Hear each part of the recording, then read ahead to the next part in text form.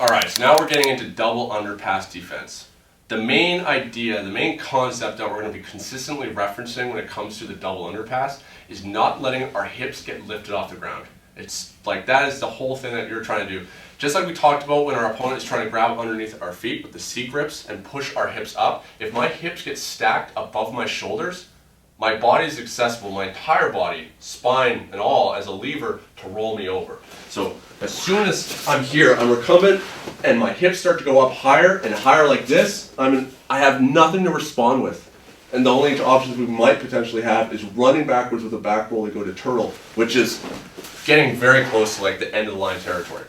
So what we're going to do is stop our opponent first from being able to migrate their grips higher and higher up our collar into our shoulders and neck.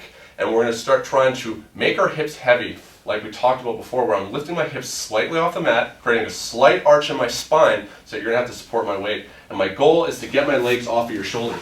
What you're trying to do, what Stefan's trying to do here is have my knee pits basically into his shoulders here, and he's now able to drive my knees up into my face, which then curls my spine and lifts my hips up. If I can control his wrist, whether it's here, whether it was him trying to reach up like this, if I'm able to open this up and lift my hips up like this, try and lift me, Stefan, I'm able to slide along the mat because I created myself at a more horizontal profile where I'm able to go over. Your job is to try and make me almost more vertical.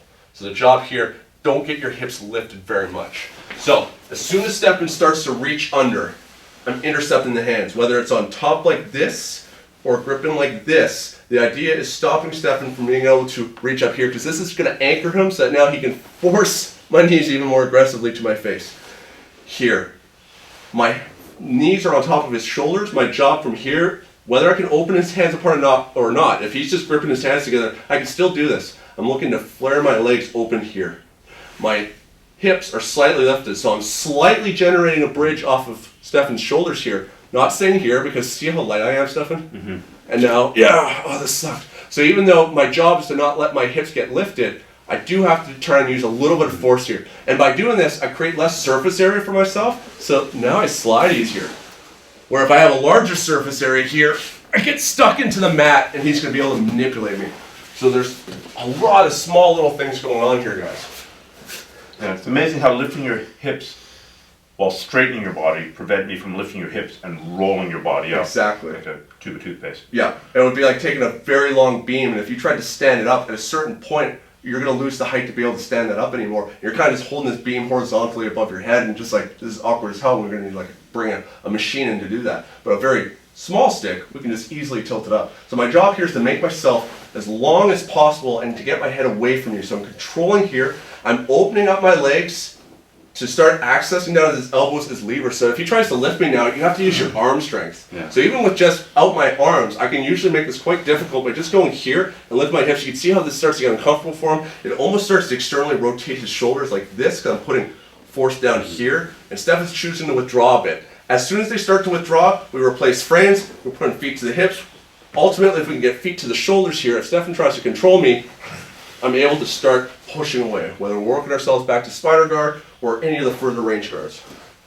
So this is so important. If you're not sliding very well, depending on the fabric of your rash guard or how sweaty you are, we're going to have to do that shoulder walking that you've probably seen before if you've learned any guard retention. Whereas I'm here, because I still have enough surface area, I'm going to actually shrug my shoulders to walk myself away. Look what happens to Stefan's posture. The more he chases me, his shoulders become in front of his hips. He doesn't have great posture. I want to be able to start inserting my legs underneath the butterfly hooks, or the safest bet is just going to be creating as many frames as possible to keep the distance to push my opponent away. So this is something that we're always looking to do at any of these different stages of the double underpass defense. Keep your hips as low as possible. Reduce your surface area to the mat so you're going to be able to be a little more mobile on your shoulders, and make your opponent support most of your weight so that you're not easy to stack.